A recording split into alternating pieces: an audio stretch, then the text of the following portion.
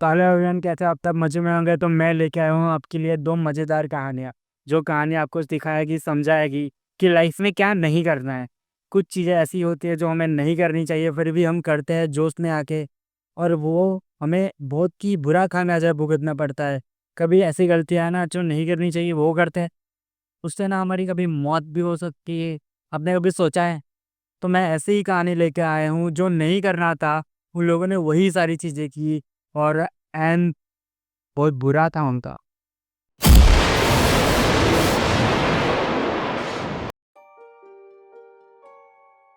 20 अगस्त 2012 रात के ठीक 12 बजे से कुछ पहले मैरीलैंड के एलिको सिटी के मेन स्ट्रीट पर दो 19 साल की कॉलेज स्टूडेंट रोजम और एलिजाबेथ अपने होम टाउन में आखिरी बार घूम रही थी। ये उनकी गर्मियों की छुट्टियों की आखिरी रात थी। अगली सुबह दोनों को अलग अलग कॉलेज लौटना था। उन्होंने सोचा क्यों ना इस रात को थोड़ा खास बनाया जाए। दोनों ने कुछ बियर ली और चल दी अपने फेवरेट जगह, एक पुराना ट्रेन ब्रिज जो मेन स्ट्रीट के ऊपर बना था। अब ये जगह कोई सीक्रेट नहीं थी। इस ब्रिज के बारे में यह शहर के सभी यंगस्टर को पता था, सब जानते थे इस जगह के बारे में। और हाँ, ये ट्रैक एक्टिव था, लेकिन जिस जगह पर लोग बैठते थे वो पटरी से ना कुछ फीट दूर थी। वहाँ बैठकर शहर को ऊपर से देखना एक अलग ही अनुभव था। रोज और एलिजाबेथ वहीं बैठी थी। उन्होंने बियर खोली, कॉलेज के प्लान्स पर बात की, और फिर रोज ने अपना फ़ोन निकाला और अपने और एलिजाबेथ के पैरों की एक फ़ोटो क्लिक की, जो ब्रिज के नीचे लटक रहे पैर थे। और फोटो को ना ट्विटर पर पोस्ट किया, और उसी पल पीछे से अचानक एक भयानक चीखती हुई आवाज़ आई। दोनों ने पीछे मुड़ी और फिर सब काला हो गया।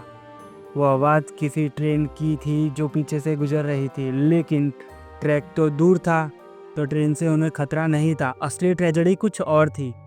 ट्रेन के कुछ डिब्बे पटरी से हल्के से उतर गए थे। वो पूरी तरह नहीं गिरे, लेकिन झुक गए थे, और उन टन डिब्बों में था हजारों पाउंड कोयला। खुले डिब्बे से वो सारा कोयला बाहर आ गिरा, ठीक उन लड़कियों के ऊपर। वो दोनों कोयले में पूरी तरह दबी हुई थी, जैसे बर्फीले तूफान में दबे हो, लेकिन बर्फ नहीं, ये कोयला था। जब तक रेस्क्यू टीम आती उनको बचाती, तब तक वो दोनों मौत हो चुकी थी, मतलब दोनों मर चुके थे।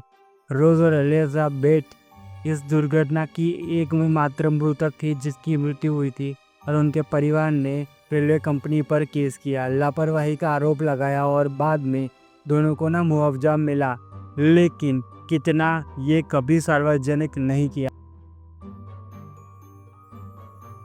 27 अक्टूबर 2014 शाम के 6 बजे मियामी फ्लोरिडा के क्लिकनॉक पार्क में 17 साल का लड़का जासूस नेसो अपने दोस्तों के साथ बाहर बास्केटबॉल खेल रहा था, और खेल जोरों पर था। वो टीम बनी थी और मैच काफ़ी टाइट चल रहा था। बहुत ही इंटरेस्टिंग मैच चल रहा था। जासूस की टीम अच्छा परफॉर्म कर रही थी, लेकिन तभी उसके एक दोस्त ने शायद प्रेशर में आकर एक पागलपन भरा 3 पॉइंट शॉट मारा, और बॉल सीधा हवा में उड़ती हुई मैदान के बाहर बनी हुई लोहे की ऊंची बार के पार चली गई। और सबने एक साथ ओ नो जैसा रिएक्शन दिया, क्योंकि सबको पता था जो कुछ भी इस बार के पार गया वो मानो हमेशा के लिए चला गया। लेकिन तभी जासूस का एक दोस्त बोला, अरे जाना, कूद कर बॉल ले आ। जासूस ना पहले तो हिचकिचाया, क्योंकि जब से वो छोटा था उसने मम्मी पापा ने उसे साफ कर रखा था, इस बार को कभी पार मत करना। पर दोस्त की बात एक चैलेंज में बदल गई। डर रहा है क्या? और बाकी दोस्त भी पीछे से चिल्लाने लगे, हाँ जासूस जाना भाई। अब जासूस के सामने दो ही रास्ते थे, क्या तो डरपोक कहलाओ या फिर हीरो बनो। और उसने सोचा कि क्या ही हो जाएगा, और फिर वो चल पड़ा इन 7 फीट ऊंची बार की तरफ, जिसके ऊपर नुकीले कांटे लगे थे।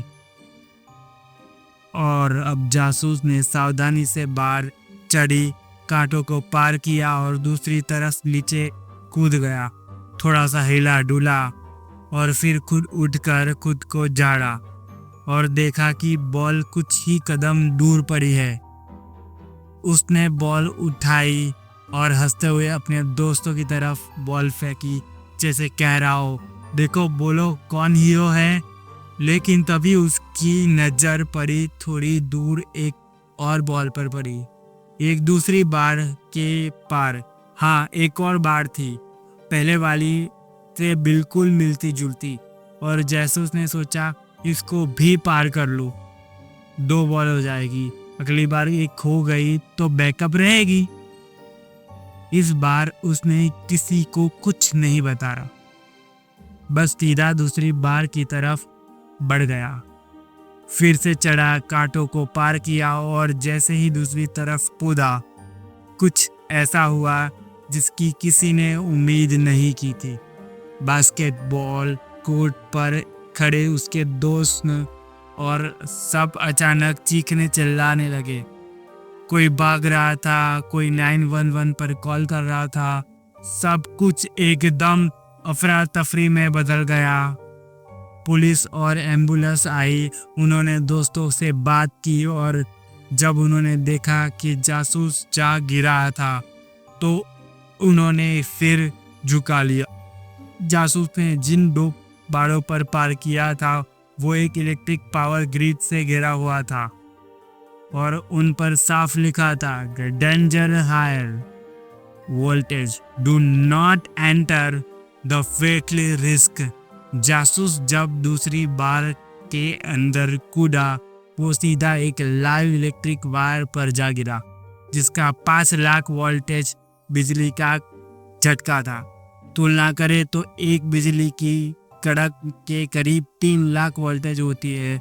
जासूस पर जो असर हुआ वो 2 बार बिजली गिरने के बराबर था और वो भी लगातार। जासूस की मौत वहीं। तो आपने 2 कहानियां सुनी, कैसी लगी प्लीज़ कमेंट करिए और बताइए कि इसमें क्या इम्प्रूव करा जा सकता है। क्या मेरा बोलने का तरीका कैजुअल है या ज़्यादा ही प्रोफेशनल लग रहा था? मैं पता नहीं क्या लग रहा था, पर लग तो रहा था कुछ ना कुछ। तो आपको ये कहानी अच्छी लगी है तो प्लीज़ सब्सक्राइब कीजिए और शेयर कीजिए, ज़्यादा से ज़्यादा लोगों के पास पहुंचाइए मेरी इसी तरह की कहानियाँ, क्योंकि मैं चाहता हूँ इसमें ग्रो करना। एंड मिलते हैं अगले वीडियो में।